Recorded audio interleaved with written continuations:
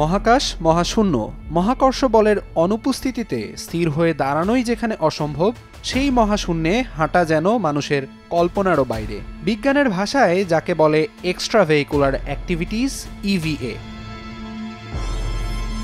মঙ্গলবার চীনের স্থানীয় সময় রাত ৯টা ৫৭ শেনঝু ১৯ ক্রু প্রথমবারের মতো সম্পন্ন করেন ইভিএ প্রক্রিয়া। চীন মহাকাশ সংস্থা জানিয়েছে, মহাকাশচারীরা সফলভাবে তাদের সমস্ত কাজ সম্পন্ন করেছেন। ৯ ঘণ্টার এই অভিযান চীনের মহাকাশ গবেষণার ইতিহাসে প্রথম বলে দাবি তাদের। মহাকাশচারীরা অসাধারণ কাজ করেছেন। ৯ ঘণ্টা মহাকাশে হাঁটার এই ঘটনা চীনের ইতিহাসে প্রথম। পুরো সময় তারা উজ্জীবিত ছিলেন এবং সফলভাবে সব কাজ সম্পন্ন করেছেন।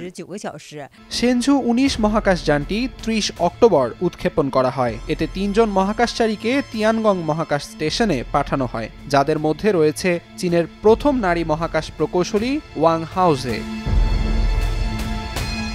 ৬ মাস ধরে এই মিশন পরিচালনা করেছেন তারা। মহাকাশচারী চাই জুশে এবং সং লিংডং কাজ করেছেন সরাসরি মহাশূন্যে, আর ওয়াং হাউজে মহাকাশ স্টেশন থেকে তাদের সহায়তা করেছেন।